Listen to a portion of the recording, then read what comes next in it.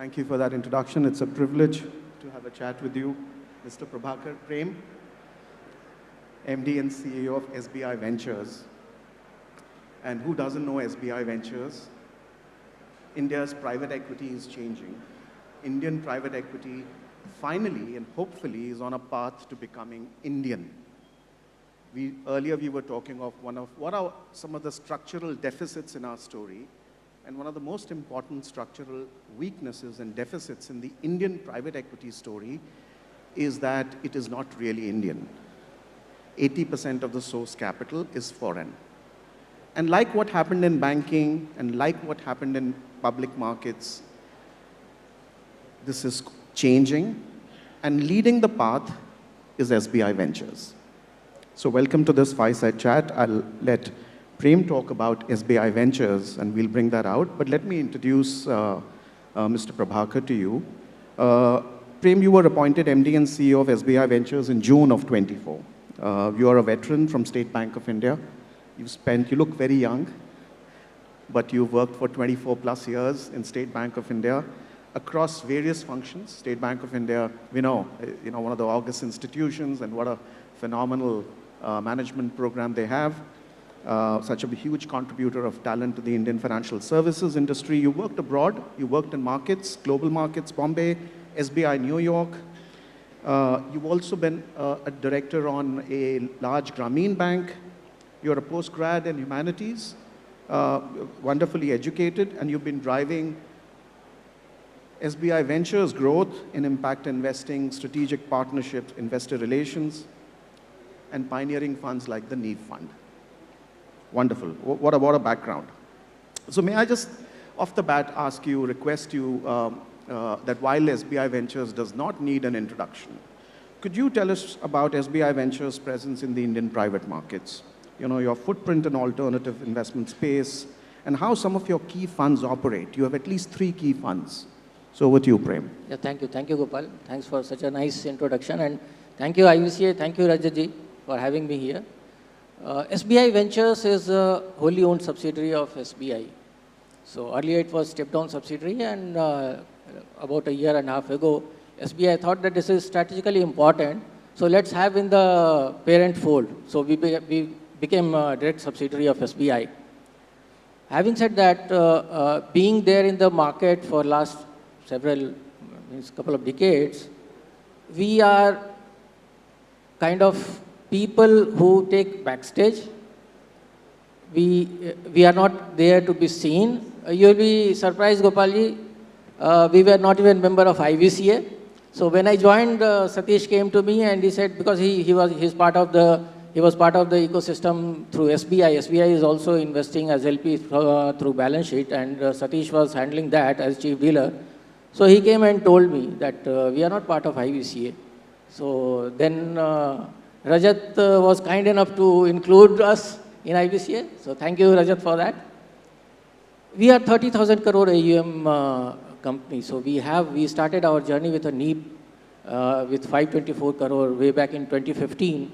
And over a period of 10 years, we have created a kind of platform with 30,000 crore AUM in private equity space, stress real estate, and the fund of fund. So NEEP, we have a couple of funds, NEEP 1 and NEEP 2, 524 and 1,000 crore kind of. Then we have Swami, which is stress real estate asset of the fund of the government.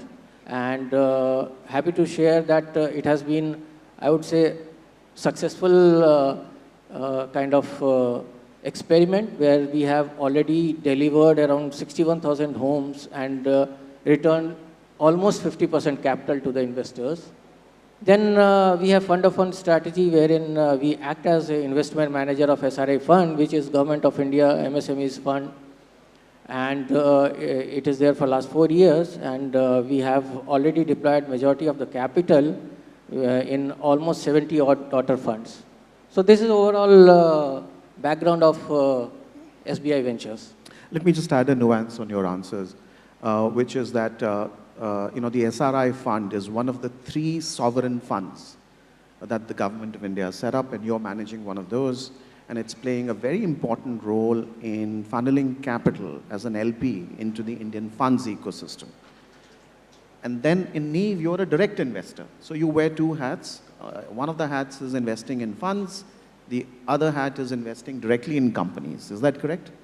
That's wonderful. And the capital for your funds so far has come from the government of India, right? And I think we'll have a question on this later.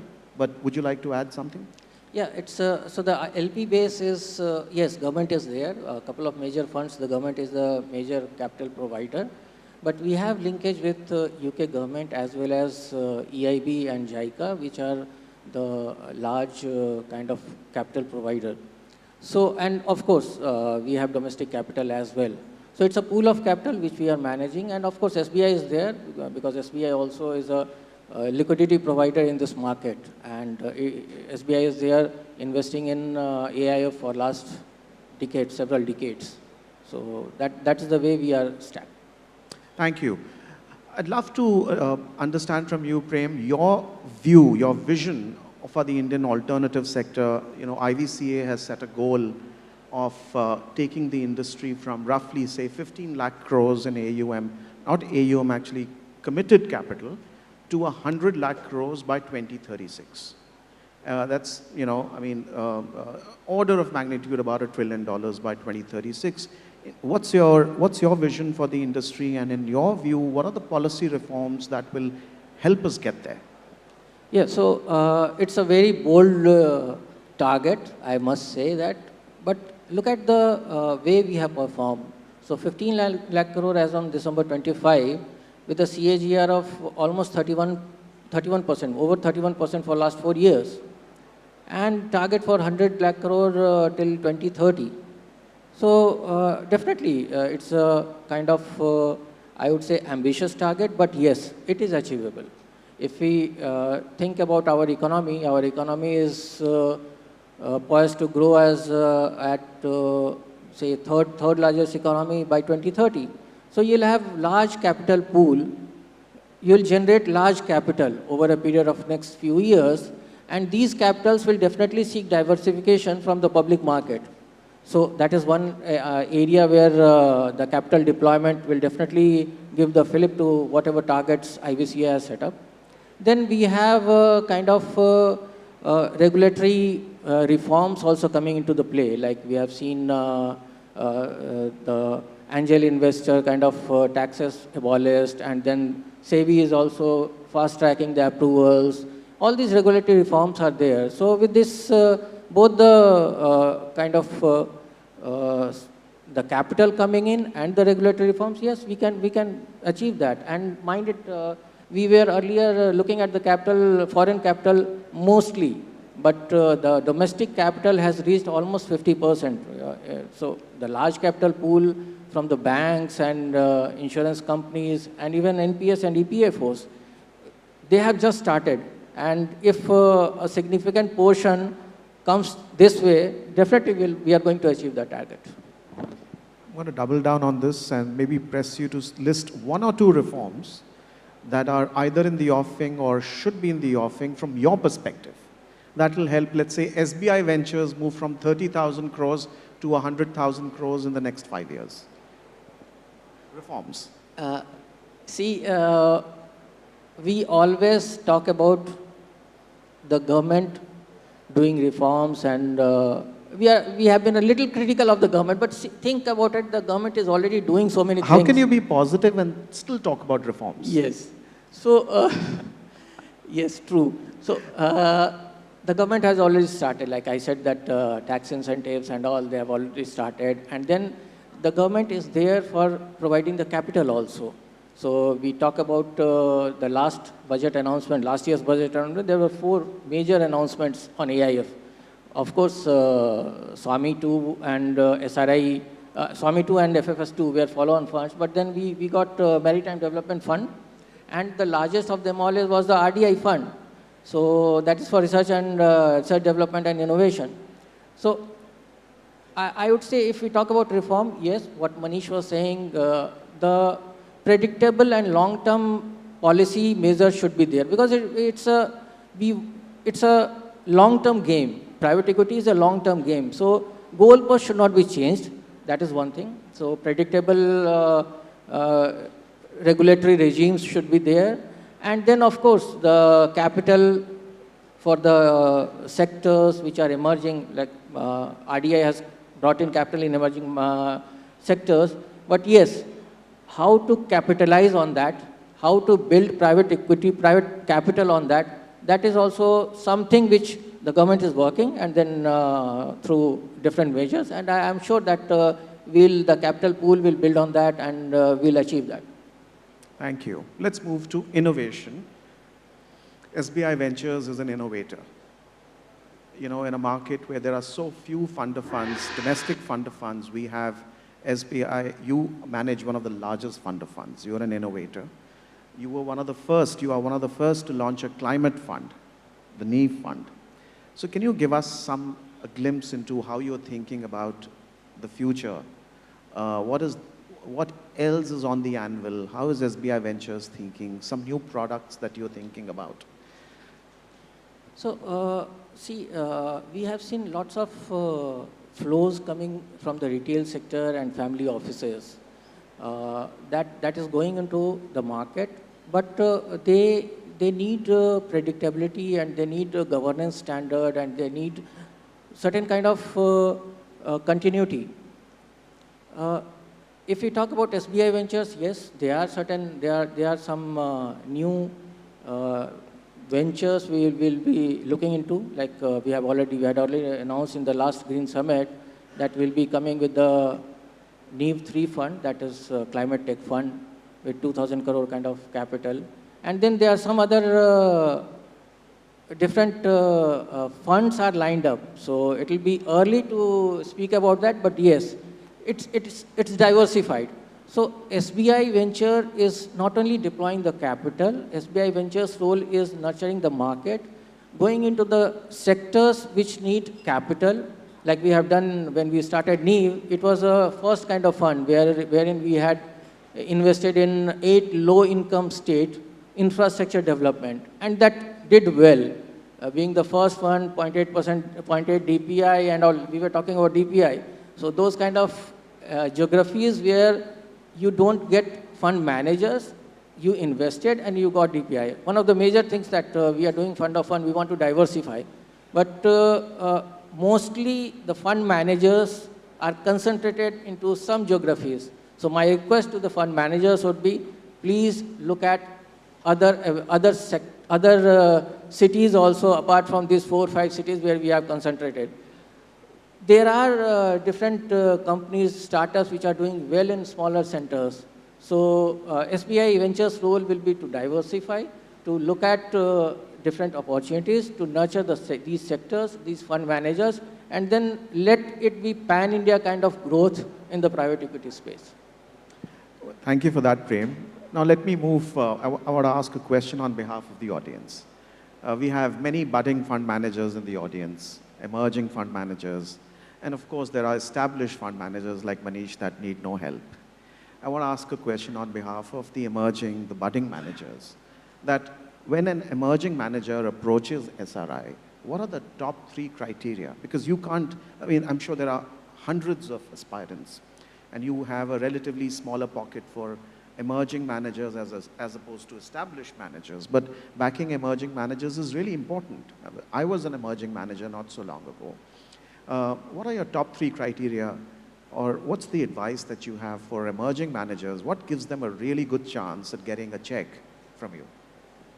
Very tough question, but it's the previous illustrious panel has already delved on all these, what is required. So, see, first thing is your track record, yes.